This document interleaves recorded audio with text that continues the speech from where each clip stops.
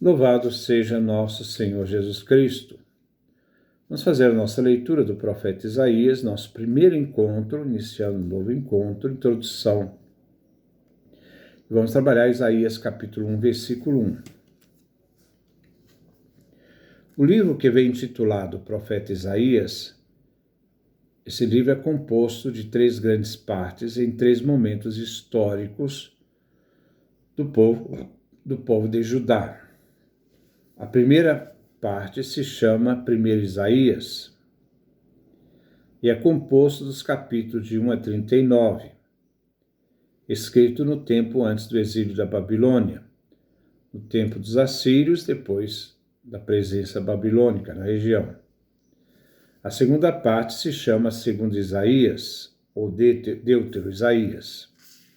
É composto dos capítulos 40 a 55, que foi escrito no tempo do exílio da Babilônia.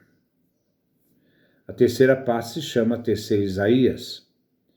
Essa terceira parte é composta pelos capítulos 56 a 66, que esse livro foi escrito no tempo do pós-exílio da Babilônia. A primeira parte. Antes do exílio da Babilônia, dos capítulos de 1 a 39, tem como preocupação principal a santidade de Deus, onde se professa que só Deus é absoluto, e assim se quer combater a idolatria, culto dos deuses estrangeiros. É um tempo de grandes mudanças políticas. A Síria, depois a Babilônia. A Síria destruiu o reino do norte em 722. Era chamado Reino de Israel. O reino do sul estava ameaçado pela Síria, depois pela Babilônia, que mais tarde vencerá o reino de Judá. O reino da Babilônia também venceu o reino da Síria. O reino do sul, o reino de Judá, tinha como capital Jerusalém, onde estava o templo de Javé, templo de Salomão. Queria fazer aliança com o Egito para enfrentar a Babilônia. Vemos as alianças das grandes potências que Isaías denuncia, nesse capítulo 1 ao capítulo 39. Judá deveria permanecer fiel só a Deus e ao seu projeto, onde Deus revela pela lei Torá que a justiça é o valor supremo. A espiritualidade fundada na santidade de Deus conduz ao profeta a uma fé política que combate os ídolos presentes em Judá. O segundo Isaías foi escrito no tempo do exílio da Babilônia, trazendo mensagem de esperança e consolação para um povo que estava desanimado e derrotado. O fim do exílio profetizado seria um novo êxodo, e o próprio Javé é que conduziria seu povo.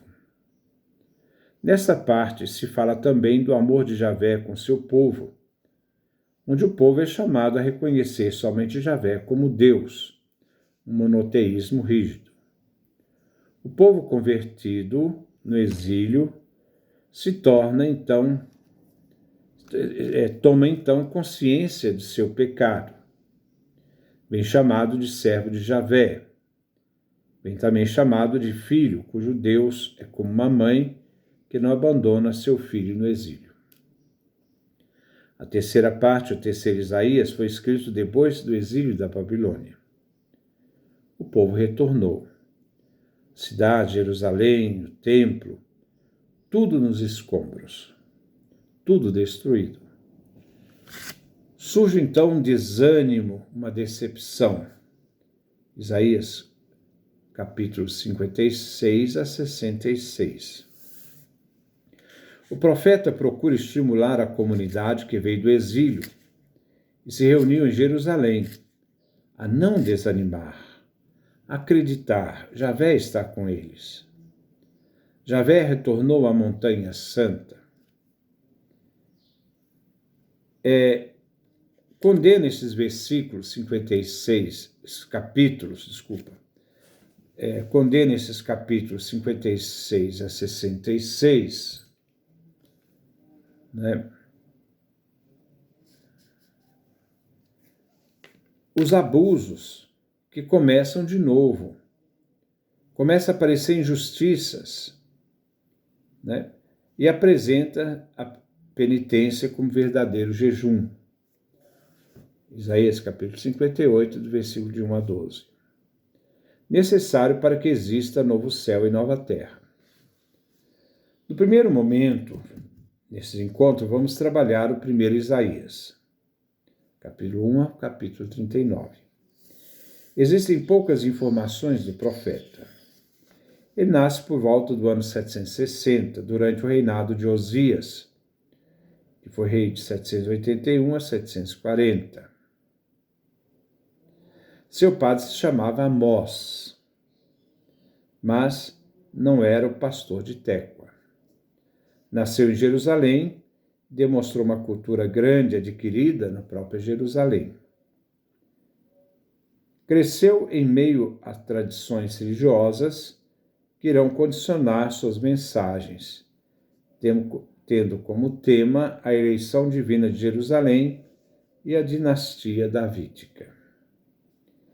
Recebeu a vocação profética, ainda jovem, no ano da morte do rei Osias, Isaías capítulo 6, versículo 1. Tinha cerca de 20 anos. Seu chamado foi marcado por 4 experiências. Capítulo 6. A santidade de Deus, a consciência do pecado pessoal e coletivo, a necessidade de castigo, a esperança da salvação. Depois de responder à sua vocação, ele se casou. Desconhece-se o nome de sua mulher. Ocasião em que a chamam de a profetisa. Isaías capítulo 8, versículo 3. Teve 2 filhos, cujos nomes são simbólicos. Um se chamava Sear e Assub, o resto retornará, e o outro, Maher Salad Hasbaz, pronto para o saque rápido nos despojos. Não sabemos a data da sua morte. Existem várias explicações, entre elas. A tradição do Talmud afirma que foi assassinado pelo rei Manassés, que reinou de 687 a 642. Foi um homem decidido, sem falsa modéstia, que se oferece voluntariamente a Deus no momento de sua vocação, definindo assim seu caráter. Enfrentou reis e políticos da época. Quando fracassou em suas missões para converter o povo, nunca se deixou abater e ele também se calou durante anos, né? Mas não era por desânimo. Ele era descendente real da corte de Judá, autocrático e politicamente conservador, de direita, inimigo das revoltas e mudanças sociais profundas. Há uma tradição que diz que ele era sobrinho do rei Amazias, 796 a 781. O profeta, embora aristocrata, era inimigo da anarquia e considera o castigo a Judá iminente. Isaías capítulo 3, versículo 1 a 9. E não apoia a classe alta. Seus maiores ataques eram contra o grupo dominante, autoridades, juízes, latifundiários, políticos. Ele era extremamente duro e irônico com as mulheres da classe alta de Jerusalém, devido à futilidade das mulheres. Isaías capítulo 3, versículo 16 a 24, capítulo 32, versículo 9 a 14. Isaías não defende a aristocracia, nem os aristocratas, mas tem uma compaixão muito grande dos oprimidos, órfãos e viúvas. Isaías capítulo 1, versículo 17. Ao povo explorado e extraviado pelos governantes. Isaías capítulo 3, versículo 12 a 15. Veremos nesta primeira parte, 1 Isaías capítulo 1, capítulo 1 ao capítulo 39. Este período tem 4 módulos, vamos dizer, 4 partes. O primeiro ocorreu durante o reinado de Joatão, de 740 a 734 a.C. O segundo ocorreu durante o reinado de Acás, 734 a 727. O terceiro ocorreu durante o momento de Ezequias, quando ainda era menor, 725 a 715. O quarto ocorreu também durante o reinado de Ezequias, quando já era de maioridade, 714 a 798. Então, esses são os 4 períodos de Isaías de 1 a 39. Isaías capítulo 1, versículo 1. Visão de Isaías, filho de Amós, sobre Judá e Jerusalém, no tempo de Osias, Joatão e Ezequias, reis de Judá. Visão. Aqui designa um conjunto de livros. Não é uma visão, né, de um visionário. Não, é o conjunto de livros. Não quer enfatizar os fenômenos visionários, mas o aspecto da revelação que irá conferir aos oráculos de Isaías a verdadeira autoridade. Isaías.